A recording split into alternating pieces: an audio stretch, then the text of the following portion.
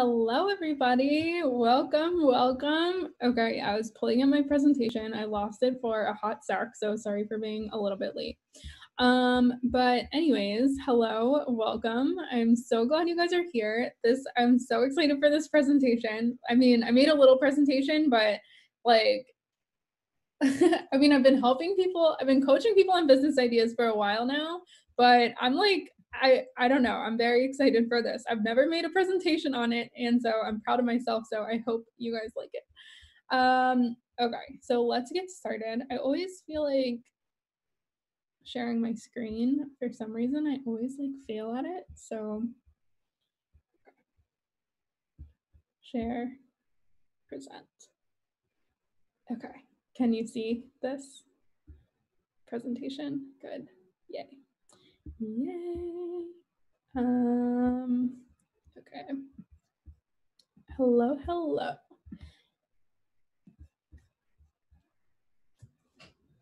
Okay, let's get started. I just want to make sure I'm looking at the right stuff. I don't know. Tech is like not my thing. Hence why all these PowerPoint slides are about to be like plain white with black font. So sorry. Okay, but that's okay because business ideas are more important than beautiful PowerPoints. So let's talk about how to make money from a great idea that truly lights you up, even if you have no clue how. But before we continue, so here's what you're going to discover: how you can turn your passions and skills into a profitable business using the Firefly Idea method without a high startup cost and years of struggling, the counterintuitive way to brand yourself as an industry expert so you can make sales and help people immediately, the 4 pillars to your custom business model. I am so excited for these 4 pillars. Okay. How you can truly make an impact even if you feel like you have no clue what you're doing. My promise to you is a step-by-step strategy for a profitable business without forcing yourself into a box doing something you hate. And this is like a huge part of what I'm going to teach. We spend so much time forcing ourselves into a box, and that's not what's going to make us money in the long run. Us chasing what we think might make us money is not what's going to make us money. It's us following our intuition. So, but not in a woo way, you'll see. Okay, I have some mind-blowing shifts for you, plus some crucial things you need to understand. So does this sound like you? Do you have a strong desire to work for yourself, whether full-time, whether as a side hustle, but do you have a strong desire to work for yourself, but have no clue what your passions, interests, or skills are, or what that one golden idea that's going to make you money is? Are you tired of being trapped in your corporate job while others are working on impactful projects they love? Do you have no clue what you want to do with your life, but you know it's not the life that you're living right now? Does the thought of building an audience or making sales terrify or overwhelm you? So many people I speak to have awesome business ideas, and it's the logistics that really stop them. But most of what we've been told about making money in our own business is completely wrong. The real problem is that you're forcing yourself into a box before you even start. You choose society's definition of success rather than trust the infinite possibilities that are truly out there. The one thing you need to know is that massively successful people earn money by following their Firefly ideas. If you're like me, you know you deserve to wake up every single day excited about life, but you feel dread going to your corporate job instead. But the game has changed. So, who am I? I'm Kelsey, CEO and founder of On My Way to Happiness, LLC. I'm always on my blog, on my Instagram. Well, not as much on my blog anymore, but I have a blog, always on Instagram. I hit 100K net worth and own a 6-figure company at age 26. But more importantly than those accomplishments, I want to really show you that money comes from so many different ways once we believe it comes from that way. And yeah, okay, those are cool things, I guess, but I'm so much more than what my accomplishments say or what we believe are deemed as successful things. I'm a corporate dropout, an engineer, artist, coach, teacher, Swifties forever, leader, empath, and entrepreneur. I believe we can be so many things and have money come in so many different ways and help people in so many different ways, and each thing leads to the very next thing. So this is me in like middle school or high school. I think it was like early high school. Sorry, I dropped something. And so, yeah, so for as early as I can remember, like I really loved art and crafting and painting. And I loved all creative things as a kid, reading, writing, painting, drawing, anything that really I could like express ideas and creativity are things that really lit me up. These are shoes that I painted as a kid. I mean, I never wanted to be like weird. Yeah. I know. No, you can never remember me like that. But yeah, that was me in high school. And I really loved art. But there hit a time in my life, you know, as I approached 16, 17, 18, when you hit later on in high school, that reality sunk in. I had to choose a major, as we all do, which would define my entire life. And I spent so long thinking about what my major would be. And I felt pressure to choose a major where I knew I would get a well-paying job. That was one of my, I don't want to say limiting beliefs. It's a limiting belief now. When I was at my corporate job, this was a limiting belief that I had. It was a belief that served me to do well in school, but I believed that I needed to major in something that would guarantee me a well-paying, safe office job, and engineering was that for me. So I majored in chemical engineering because I believe that engineers had successful, lucrative, safe, and reliable careers. I didn't think about what I loved. We do to an extent, right? But out of all the STEM, it was like, okay, I had to major in STEM. That was how I felt. And out of all the STEM majors, like what made the most sense? And it was like, okay, I can't just be like a mathematician. I don't know what else to do. Engineering made sense to me. My thought pattern was I like art, but painters don't make money, so I should become an engineer. And when I put it out here, I hope to you listening, it sounds so silly, right? Like that, like there's so many logic holes in this that I can't even begin to describe them. Like this thought process makes no sense, but it's what so many of us do. We take our skills and passions and enjoyments and collapse them into real world things. And we take what we like and we put them into a box based on what we know exists. So I only knew about engineering career. I didn't know about potential or really take the opportunity to find different careers that would be more creative or more based on art. I didn't take the time. I just thought safe job equals engineering. And this is, well, before I get to that, this is not true, right? So I want to bring up a point here too, where it's like, are there really no rich artists? Because that's not true, because many, many artists are rich. There's many artists doing just fine for themselves. There's many careers, and there's many engineers that are poor. So this is not a good way to think about things. It's not good to box ourselves in our little reality. So this is me and my engineering job. My starting salary was $65,000 per year, which is pretty good. I mean, but I was miserable. I dreaded waking up every single day. I disliked my boss. I had unfulfilling projects. Literally, some mornings I would hit snooze for an hour and then I would be late to work, and then I would leave early from work. I would just sit in my cubicle or in the lab and like think of stuff to do that day, but like dread, like I would want to leave so badly. And this day was actually fun. We were making liquid nitrogen ice cream. So this was actually an excellent day. I don't have photos of the days of me crying in my computer. So this day is actually really fun, but overall, my job was so miserable. I didn't like it. And it's like, duh. And it wasn't just that I didn't like my current role, but I didn't like the corporate structure. I didn't like waking up every day. I didn't like being trapped at my desk every day. I didn't like when I thought of older people than me in the company, I didn't like the jobs that they had. I didn't want those jobs. So I didn't feel like anything at all was working for me. But now, this is me on an Instagram live taken a couple of days ago. I'm self-employed. I've made over 80K as of the beginning of this month. So I don't know what it is now, but it's more than I was making in my other job. I have complete freedom every day. I love waking up. I get excited. I was excited for this presentation at 8 p.m. If someone was like, make an engineering presentation at 8 p.m., I'd be like, no, I quit. I don't know. But I was like genuinely like waiting all day for this. I feel so happy. And I'm transforming lives. Like making an impact is like so, so important. And I'm so much happier. So I put like the dollar amount so you can see. I mean, they're comparable, I guess, but it's like, it's not just about the money, it's about everything else. It's about loving your life and following your bright ideas. And I didn't just go from engineer to self-employed. When I was self-employed, I didn't put money coach, I didn't put business coach, I didn't put anything like that because I followed so many different paths. In my side hustles, I sold stuff on Amazon, like sticky bras on Amazon. I sold t-shirts on Amazon. I started a blog, or I did money coaching. I always just followed my light ideas, my Firefly ideas, which we're going to talk about in a second. And that's what got me here.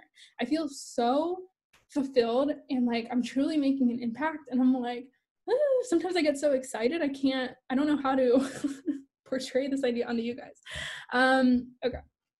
But the only pathway to lasting success is to ditch mediocrity and follow your light. So lasting success, that means sustaining long-term success. And what is success? For me, that means a life you love, a life that's meaningful, a life where you feel fulfilled and you feel like you're making impacts. It's not just climbing the corporate ladder. To me, that is not my definition of success. It's not a bad definition of success. If that's yours, that's awesome, but it's not mine. And I got here by following my Firefly Ideas. So why do I keep saying this word? Because it's weird. Okay, because this is why. So I made this up not that long ago, but a Firefly idea was like, I always picture taking your next best step in your life. So I sold things on Amazon, then I blogged, then I became a coach, and I felt like I kept taking one step further by doing what felt good. Even each day, like each Instagram post, each whatever, like I follow what feels good. What idea is lighting me up? What truly fulfills me? How can I help more people? Like those ideas excite me, and that's what I follow. And every time I picture those ideas, I picture them as these like yellow circles. So it starts with you like this, you dreaming, and we have so many thoughts and so many ideas, and all of our thoughts affect our reality. And it's like you sitting there with one amazing idea and you follow it and you take action on it. And then you have a couple more and you take action on those. And then you have a couple more and you take action on those. And all of a sudden you live a life you love. And by taking action on your next best step and your next best step, now you just had a whole pathway of ideas that lit you up and actions you feel proud of. And if you died on that last yellow dot, not to be morbid, but you look back like, yeah, like that was fun. That felt impactful. That felt meaningful. And you have a life you look back on happily. If you don't follow your ideas, you'll be stuck miserable at your job, a job you hate, or you might not, but this is one possibility. You're stuck in a form of life that you're not happy with. But when you follow your ideas, you can still work. You can do the same things, but you get to follow your passions, and your job gets to change as you get to change. You can one day decide you want to be a speaker, like in the bottom left-hand corner. You want to speak to the masses. And then maybe you decide to take a break and you're lit up by helping raise your kids. And then you're lit up by working from home. And then you're lit up by something else. And you keep expanding and expanding and expanding and expanding. And each time you're making more money, making more impact, because by following those ideas that light you up, everyone is helped. Okay.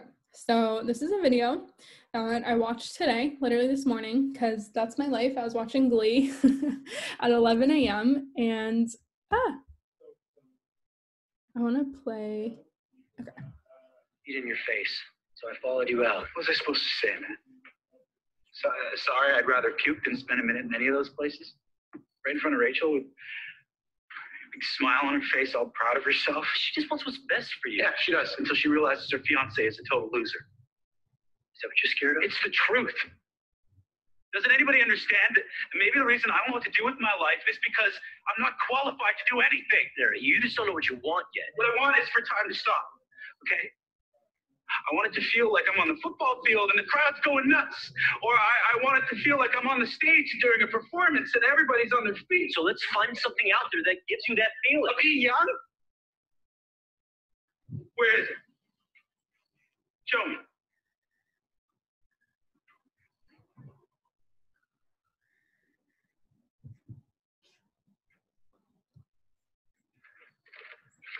you to watch this. Mr. Shaw, I don't really feel like doing my plea homework right now. I think you know what you want for your life. I think you're just scared to say it out loud. I want you to see what it looks like when someone follows their dream, even though everyone else tells them it's impossible. You can do anything you want to, Finn. It's not the broken dreams that break us. It's the ones we didn't dare to dream. Okay, so sorry for the horrible filming quality. Literally, me screen recording Netflix this morning might possibly be illegal, so don't tell anyone. But there's a couple things there that I watched at 11 a.m. because I was just watching Glee, and I feel like it was important. So this is what I got. So Finn claims he doesn't know what he wants, right? He's like, I don't know what to do with my life. But that's not true, because then he perfectly described what he wants from his life. He described, I love when I'm on the football field and people are cheering for me. I love when I'm performing during Glee Club. So he knew what feelings he wanted. He knew what he enjoyed to do, but his 17-year-old human mind just couldn't define a society acceptable career that matched those feelings. He just didn't know. He felt like it was the weight on his shoulders at 17, as we feel, for him to map out his entire next 60 years, as we're made to do, and pick a career that's going to find those feelings forever. 17-year-olds are given an impossible task that shapes us for the rest of our lives, and that's not, we don't always have to know, right? Jobs change, people change, the world changes. Hello, COVID-19, everything's changing. So he knew what he wanted. He just didn't feel qualified. He had imposter syndrome, and he didn't know how to box it in. And we shouldn't box it in. So what if Finn instead felt confident just taking one step in the right direction? One step as in, maybe I'll look at this college that interests me. Maybe I'll look at this next thing that interests me.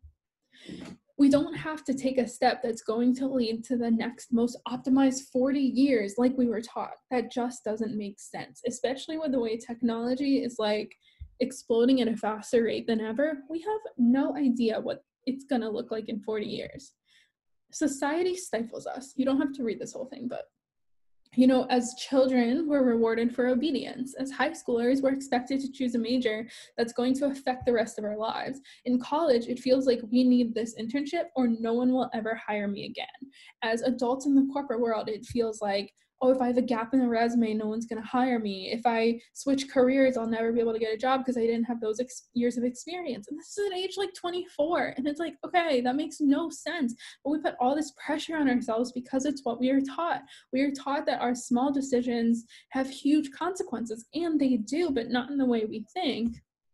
As adults, these are kids when we're meant to play and experiment and dream. And as adults, when we face the realities of not always being able to dream and really having bills to pay and real adult problems, we're terrified to take inspired action. Our entire life, we've been told not to take inspired action. And this doesn't mean we were never allowed to do anything great. Of course, our parents supported us, hopefully, and we were allowed within reason to take action, but every action feels like it has 40 plus years of consequence. If you're like me, I was raised in a household where I was expected to go to a good college and get a good job. And so I was allowed to and encouraged to explore my artistic side, but not at the expense of that.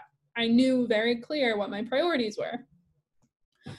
So this whole beginning, I know you're like, where's my brainstorm session? This whole beginning, though, is to show us like how much we take, instead of listening to our intuition and what feels good, we just think of what society wants, and it's hard to find a side hustle that's profitable, right? Or imagine us owning an extremely profitable business, because that just might just seem so unimaginable for us, and that's not true. The real truth is there are rich artists, there are poor engineers. There's probably at least one example of whatever doubt you have in your mind proving that doubt wrong. There are so many careers that express creativity without being a painter. We live in a universe with infinite possibilities that is always giving us miracles. When we follow our Firefly Ideas, trust our intuition, and let the universe guide us, we will always be led on the path of least resistance. And best of all, we can't fuck up. Even though engineering was not for me, corporate life was not for me, what it did was teach me that. right?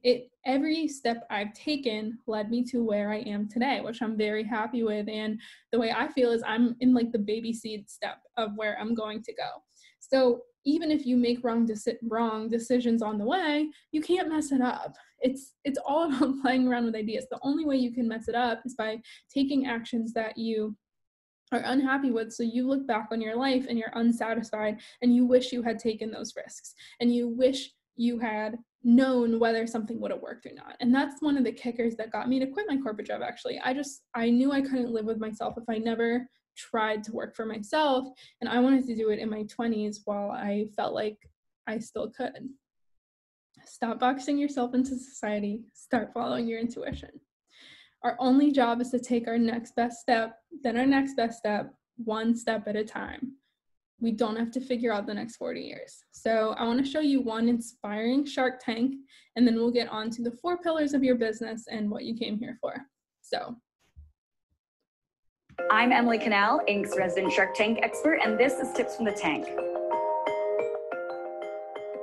I'll be talking about episode 2 from season 11 and the pitch for Circadian Optics, a line of light therapy lamps designed by Amber Leon. Amber came into the tank seeking $750,000 for 10% of her business. The idea is that someone who works a desk job is not going to be able to get enough sun to feel very well rested at night and energized in the day. So she created something that would mimic the sun in order to achieve that. The lack of light was really affecting my health. And I realized the importance of circadian rhythm. So I bought a light therapy lamp. I felt better in a couple of days, but my coworkers would tease me endlessly because of the design of it. Was this big white fluorescent lamp that took a lot of space on my desk. It made me look like the crazy person in the office. Amber had a really great product to sell on Shark Tank, but she also had a very touching personal story. When Amber came to the US for college, her parents pooled their retirement fund. They asked for money from family and friends and sent her with a one-way ticket to Minnesota. After about 9 months of school, she was diagnosed with toxic shock syndrome and given a 50% chance of survival. But I survived. And that was a gift. And it made me ask myself, what am I going to do with my one wild and precious life? That's when she came up with the idea for the company. And so far it's been successful. She told the Sharks she had done $7.4 million in lifetime sales. Additionally, she was expecting to close 2019 with $5.6 million in sales. Amber won the Sharks over. She really had their attention and their interest. Mark and Lori offered Amber the $750,000 she was seeking, but for 20% equity in the business. Kevin and Barbara offered the same thing. To make it a little sweeter for her, Mark and Lori offered an additional $50,000 that Amber could give to her parents to repay them for everything that they gave her. Both of you have a deal! Yeah. Oh my God! That's awesome. Lori, thank you! First takeaway from this pitch is present the problem and your solution. Amber did an excellent job not only explaining what a light therapy lamp is, but why her product was different than anything else on the market. There are light therapy lamps existing today, and she talked about using one, and it helped her. She didn't try to make any scientific claims that the Sharks may not have bought into or didn't want to put their name behind. Instead, she just talked about how it helped her. And that's a really smart thing to do on Shark Tank, especially as the Sharks are becoming more critical of the claims of your products. If you're saying this product will do X to every customer who buys it, you're going to get in trouble. You need to make sure that your product actually does what it says it's going to do. The second takeaway is prove your valuation. We don't need a whole Shark Tank spiel, but I really like that video because it illustrates the point really well. It's really inspiring and why it worked. She had an alive idea, she took inspired action, and she established heartfelt connection. If you just watch that clip, it's more powerful if you watch like her clips, but I couldn't find any on YouTube very well. But the Sharks offered $50,000 to give to her parents When do they ever do that? Never. They're usually so like cutthroat about, you know, the equity and stuff like that, and about the valuations and money. And they just wanted to give $50,000 to her parents. She touched them with her live ideas, her inspired action and connection. So her literal message is like why we're here. I want to show you this as an example of someone who, you know, took inspired action, who thought, okay, like I want to take the risk. I want to make my life count. I want to make an impact. What can I do? And she just thought of that lamp on her desk and went with it, right? And how can you take that risk and make a difference? And then she went on Shark Tank, and people bought into her. The sharks were not buying into her lamp. I guarantee if someone else came on and, like that Ink lady said, if someone came on and just spit a bunch of scientific claims about light therapy lamps and then that's it, the sharks would not have bought into it. It wasn't the product, it was her. They felt her inspiration, they felt her heart, they liked her, and she sold them. And so that's why ideas work. We get inspired by people, we are inspired by emotions, we are inspired by ideas. So let's get into the 4 pillars to your next Firefly idea. So how do we find our Firefly idea? So I wanted to think of a better word, but I didn't have any. So I just have ESPN, your energy, social style, niche, and platform. So let's dive in. Your energy, I'm going to talk a little bit like a crazy person about masculine versus feminine energy. But I believe this is really important to figuring out a niche that's going to be really sustainable for you over time. So divine masculine and divine feminine. If you've never heard of this, there's 2 energies like yin and yang that are in the world that we all have. So we all have both, but typically most people have one that's stronger inside of us than the other. But all humans have both, all genders have both. Like I said, people typically have one stronger than the other. And it's common for women to have feminine energy, and it's common for men to have masculine energy. This isn't everyone, but that's why women have the stereotype of being more emotional, nurturing, and expressive. Men are more dominant, direct, and action-taking, right? And these stereotypes, true or not, come from the divine masculine and feminine energies. So on that note though, the energy, I just want to make it clear that these are not the same. Your energy can be masculine and feminine. We all have both. We all can access both. We all can cultivate both, but we have one that's naturally stronger typically. This is completely unrelated to biological genders. You can be born male or female, or sexuality poles. You can be gay or straight, or anywhere in between. It's a spectrum, and those are just the poles for the simplicity of the slide.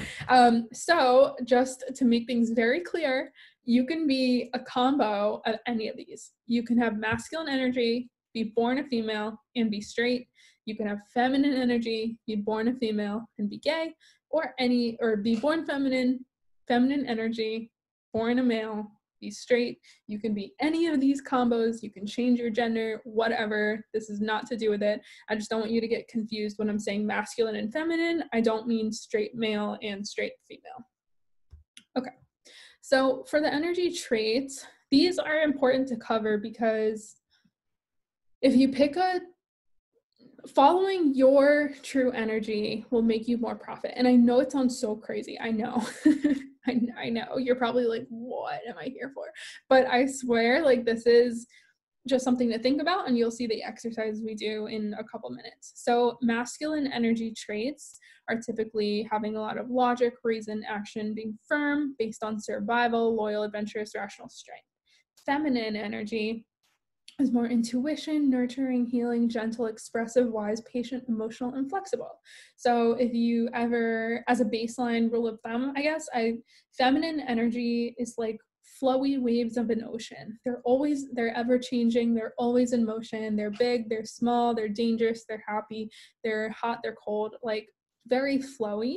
And masculines are like the sturdy rocks that the waves crash upon. They're just firm, strong, steady, and both need both, right? The feminine needs the rocks there to keep them in check, and the rocks need the feminine there to add an excitement into their life.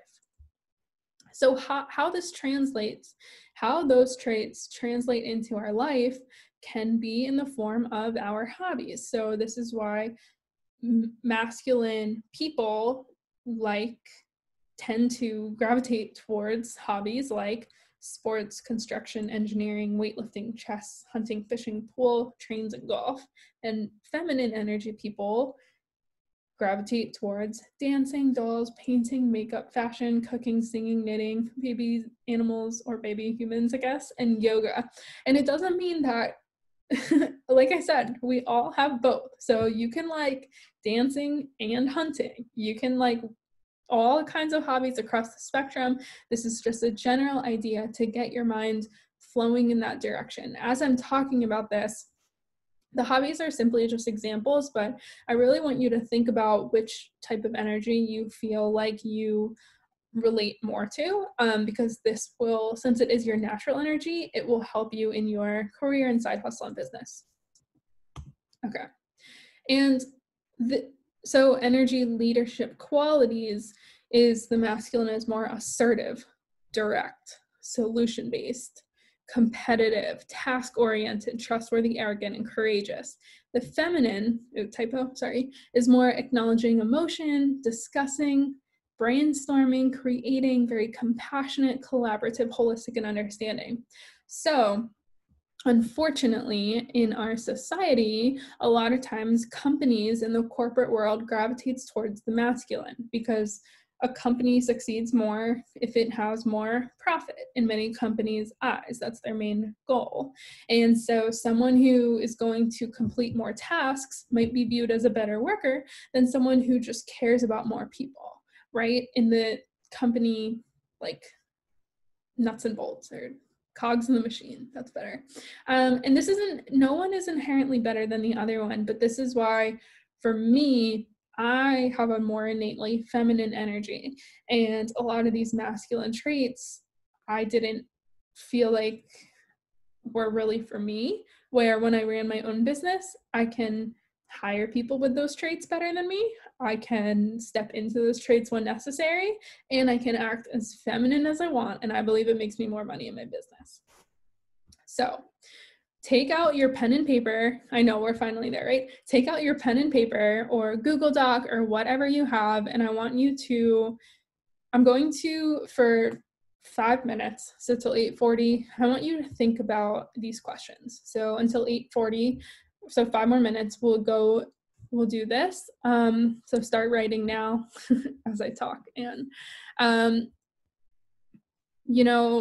our childhood really is a lot of who we are. A lot of people say our entire childhood or a lot of our personality is formed by the age of 7. So the hobbies you loved, if you can think of them before 7, that's really insightful. And think about what about those did you love? So if you loved making Play-Doh things, like why? And you may not know why. Don't feel like you have to have cookie cutter answers for these. It's just, this is time for your thoughts to process and play around. What personality traits do you feel most strongly? They don't have to match the list we just showed. You can just free flow your thoughts. Think of times when you were strongly in flow. What were you doing? This can be in your corporate job, in your childhood, whatever. And then on the opposite, what are times you felt miserable? What were you doing? And then last, after considering all of these questions, where do you feel like you are on the spectrum? And if you don't know, that's okay. This is literally a brainstorm, a chance to write down all your ideas. So I'll stop talking now and give you 4 minutes and really take your time to think through these answers.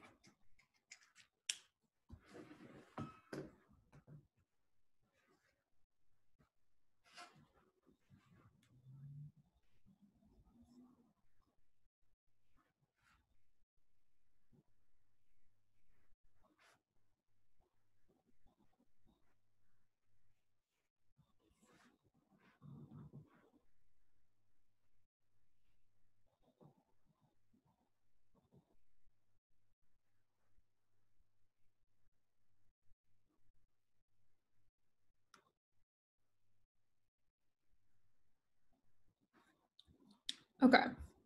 So if you guys have anything to share, put it in the chat. I'm going to keep going on, but I hope that was helpful for you. And I know it's a different way to think about things, but it'll make sense. Okay. So this one's a lot shorter, but next, so we thought about our energies, our hobbies, kind of what makes us us. And now I want to touch on a completely different aspect, which is our social style. So what is your social style? This is a spectrum. So on the left of the spectrum is complete introvert, hate people, love like reading and hate interaction. The other side of the spectrum, you love large groups, being in the center of attention, chatting, talking, being friends with everyone. And then maybe somewhere in the middle is you like really deep conversations and connections and intimate social interactions, but you're not like craving social tons of people all the time, whatever, you get it. So this exercise really short. Take a quick note, write it down with your pen and paper, write it down in your Google Doc. What do you feel like your social style is? Or on a scale of like 1 to 10, 1 being introvert, 10 being complete extrovert, where do you feel like you fall? Okay, now you'll see why this is important.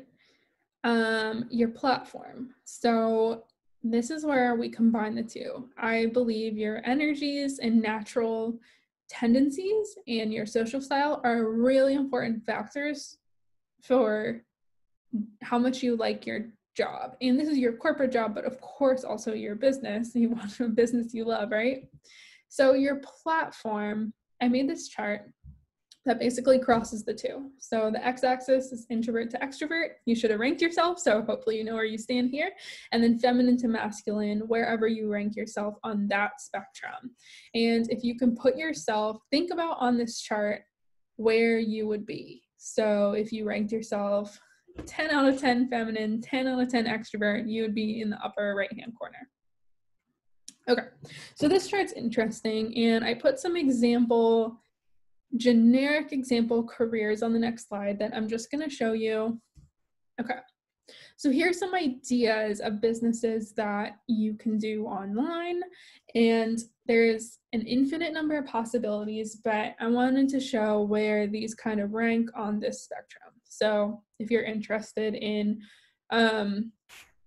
like coaching, that you would be a little more on the extroverted side, or a little more craving talking to people, and a little more feminine, which is funny because I coach, but I'm totally an introvert. So this chart isn't totally accurate, but that's not true, because a lot of the parts I really love about my job are making that transformation with people and talking to people and hashing out their ideas and really getting to know them. So even though I'm an introvert in the online space, it kind of works a little bit more towards extrovert. I don't know. Okay. So then on the other end, if you are a complete introvert and hate people, very masculine, logic driven, like computer science type person, technical development is your thing. Like you're going to be out there coding or solving tech issues or whatever. And if you're a feminine extrovert, you're not going to enjoy that at all. And you might even look at that and think, ew. This is important when it comes to also like a virtual assistant. So you can see that is more introverted and more masculine. And I talk to a lot of people who become interested in a virtual assistant or doing really administrative work for online businesses, and they find that they hate it. And it's because of this chart. This chart is a lot more impactful than you think. It's because they were intrigued by the money. They were intrigued by the tasks that they were like, oh yeah, I can do that. But they find that they actually don't like the tedious work of just grinding through tasks the entire day, because that's very masculine and they're not getting that personal interaction they need. So these are example jobs, and just know where you fall like on this chart. And now we're going to talk about your niche, and then I want to hear what you guys have to say. So if you have any questions or ideas, put them in the chat. I'm looking at the chat, so I'm excited to see what you guys have. So this is the fourth step in the ESPN model. ESPN makes no sense, I realize that. But before we get on to what goes right, where people go wrong is that people think certain topics define a niche. like, I want to be a fitness YouTuber or something like that. And this is true. Like, your topic is your niche. Some people say niche. I don't know. I say niche. Okay. Until on the next slide, then I say niche, but whatever. This is true. However, everything we discuss is often more important than that. So you'll see what I mean. Like, think about these examples. So students, did this ever happen to you? Because this happened to me every single year. My favorite school subject would often change because of the teacher. So I just liked history some years because I had a great teacher, and then some years I liked math because I had a great teacher. In other years I hated math, and other years I hated history because of the teacher. So it's not the inherent subject. I believe humans can be interested and become experts on any subject. It's the way it's taught to us that often affects our thoughts about that subject. So that's why just starting with the topic, so many business leaders and other people helping you think of profitable ideas will be like, think of a topic. And it's like, no, the topic is really the last thing that you should think about. It's more important about what lights you up and what fires you up. And that could be many different topics.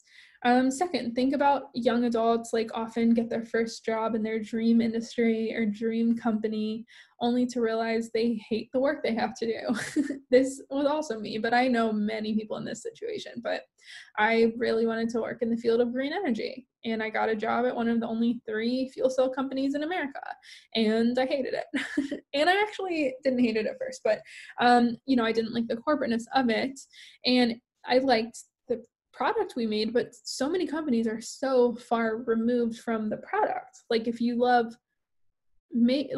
Sephora, if you work at Sephora, it doesn't mean you're the makeup artist. You know what I mean? There's like so many jobs there. Like, you could be a cashier at Sephora. So the industry doesn't matter quite as much. And people find interest in many different topics based on the media they're consuming or life changes at the time. Like, when I was a kid, I watched a lot of like Dr. 90210, so plastic surgery was intriguing to me. I didn't want plastic surgery, but if you do, that's awesome. Nothing against it. It's just like, it later wasn't an interest of mine, but that medical plastic surgery was a huge interest of mine at the time. Or think about or do you ever see like the memes online, and it's like me watching a cooking show, like, I don't know what anything is, and then they're like, by binge watching episode 100, I'm like, Sherry, that maple glaze with that reduction is not gonna go well, or whatever. Like, you become the critic of like Chopped or the baking show on Netflix or whatever. Okay, I'm butchering that because I don't watch those cooking shows, but you know what I mean. Like, you just get really involved in what you're soaking in at that time, or maybe you never really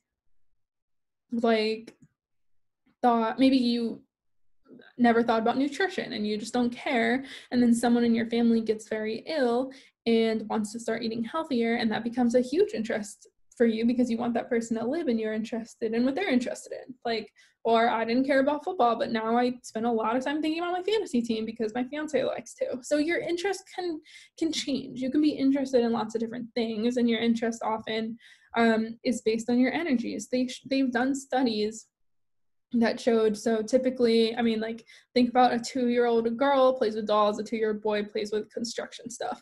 Okay, so I know that's changing in today's day and age, but they did studies teaching girls about construction, but in a way that little girls like to hear it. So in a way where you're helping the community and you're nurturing like the babies or something like that. And they showed that little girls really began to enjoy construction just as much as the boys. They just needed it learned from that feminine point of view, even at that young of an age. So it's not the topic itself, it's often the way we think about things. So anyways, that's how to go wrong. And the riches are in the niches. So I'm not saying don't pick a topic. It is so helpful to have a very specific niche, as specific as you can get when you're first starting out, to attract the exact audience member you want to help. Ideal clients are attracted to extremely specific ideas or scenarios, but more than the topic, a great niche is more about a problem you are solving than a topic. So like, maybe your parent got ill and maybe they were overweight and they had a heart attack and now they want to begin eating healthier. Okay, so that's a niche. how to help your mom begin eating healthier when she's eaten unhealthy her whole life, and how to incorporate that new diet. Like, nutrition, I guess, technically is your topic, but if I just said I teach you about nutrition, that's so boring. But if I told you that personal story, you're much more interested and engaged and willing to hear that scenario. So a problem is a much better way to think about this. A problem you have personally overcome or a close family member is a great way to start. You can always pivot. So this is also where people get really, really caught up, is they think about their niche and they get stuck because they're like, well, I love nutrition and working out and money and business and all these things, and I can't pick. And it's like, okay, you don't have to pick. It is best to think of one specific scenario you can solve and then pivot, expand, or change later on. So, things not to worry about. Don't stop before you start. Don't put yourself in that box. Don't listen to society. Do not worry about, what if I don't know